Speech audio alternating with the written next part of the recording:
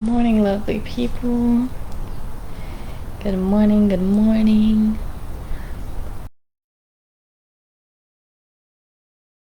Good morning, everybody. Hope everybody's doing well. I did leave you for a good 2 days. I apologize.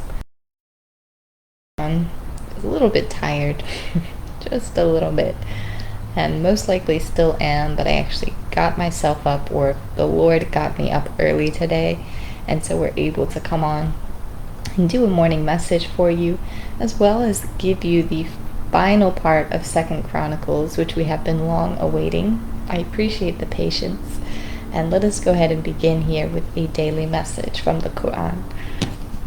In the name of Allah, most gracious, most merciful. All right.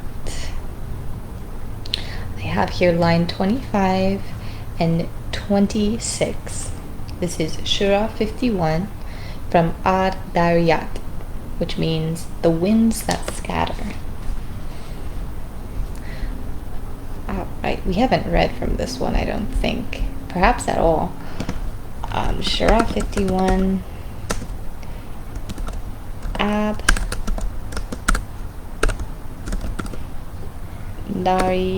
And there are some accents within this word, so I may not be pronouncing it completely as it is supposed to be pronounced, but I'm doing my best here. Okay, the winds that scatter. Line 25, line 26 reads, "Behold, they entered his presence and said, 'Peace.' He said, 'Peace,' and thought, 'These seem unusual people.' Then he turned quickly to his household, brought out a fattened calf." All right. Can anyone place what narrative this is from? If anyone can place this. Behold, they entered his presence and said, "Peace."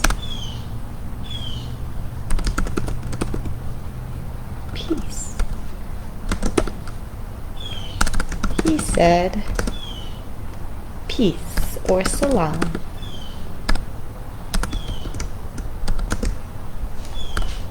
And thought.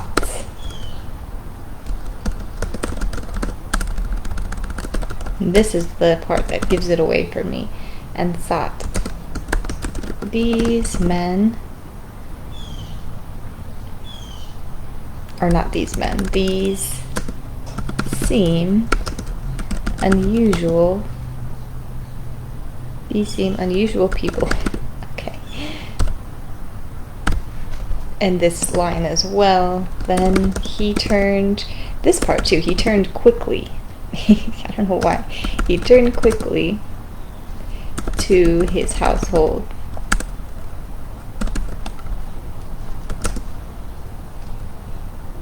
Brought out a fattened calf.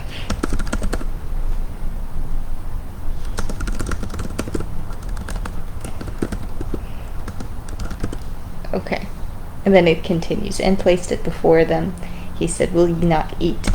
Alright, so this is the time, this is part of the narration or the narrative where the angels appear to Prophet Abraham, and they are preparing to tell him that he is going to have a son in his very old age. So at this moment, they really do just appear, they come in human form. Okay, so this is something we know, you guys, that angels appear as humans when they come to earth, sometimes, not all the time. If it's in the case of a dream or something like that, they may appear in a mysterious form. I know certain prophets have seen the angels in their more frightening form, their fuller glory. But oftentimes they appear just like you or I as people, although there's just a little something off. They seem a little bit unusual, a little strange, a little different, maybe slightly effervescent. There's just, something a little unusual about them because the world that they come from, or the realm that they come from, is so unlike and it's so different than where we are presently. But, okay, they come and appear to Abraham, and as I have mentioned, they are going to tell him the news of him bearing a son, or really his wife Sarah bearing a son. Alright, and despite the unusual nature, right, he recognized quickly their glory, okay, their importance. So he quickly went to his household and prepared something for them to eat. So that part there reminded me, oh yes, this is Abraham's moment, okay, where he is preparing himself and preparing his household for their guests, okay? And he tells Sarah, hey, cook something up nice, get some food ready. We have guests. All right. And Sarah was listening into this conversation. They simply just came right out and say it, fear not.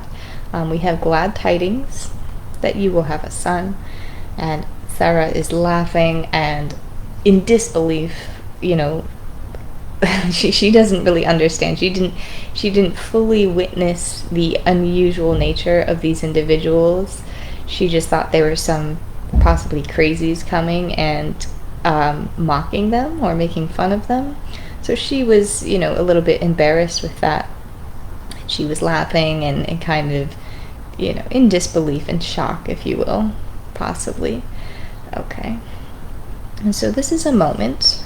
I would love to talk more about the nature of angels, how yes, they can appear in human form. They often do appear in human form, and they may seem a little bit unusual.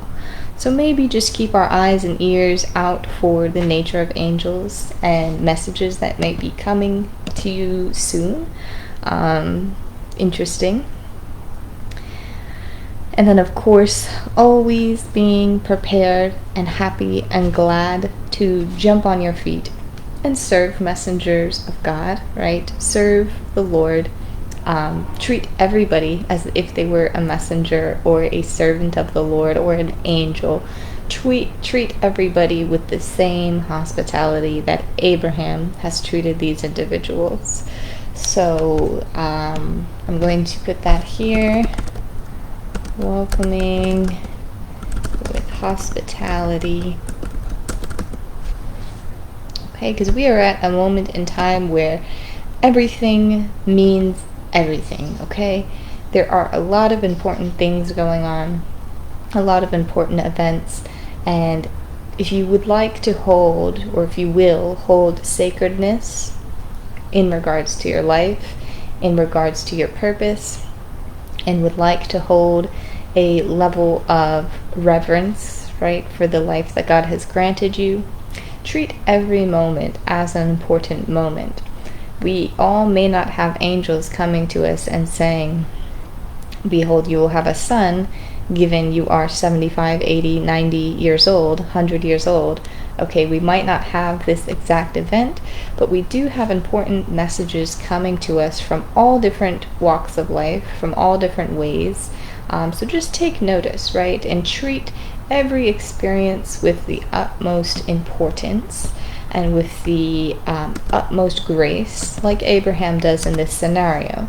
He ignores the fact that these individuals seem a little bit unusual, or he took note, okay? He took note of the fact that these individuals seemed a little bit unusual. Nonetheless, he used that as momentum to go ahead and prepare something for them, to go ahead and get Sarah ready.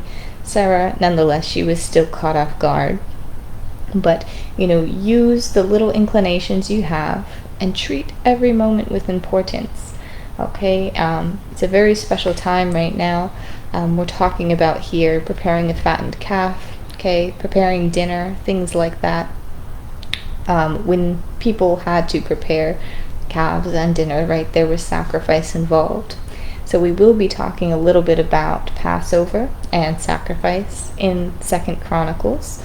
So just reminding ourselves that everything we do, even when it comes to cooking dinner, even when it comes to cleaning up, even when it comes to just monotonous things that we have to do every day, hold a sacred space and hold an importance to the things that you do. Assign importance, assign sacredness to the things you do, especially with the knowledge of welcoming God into your life and God into your heart.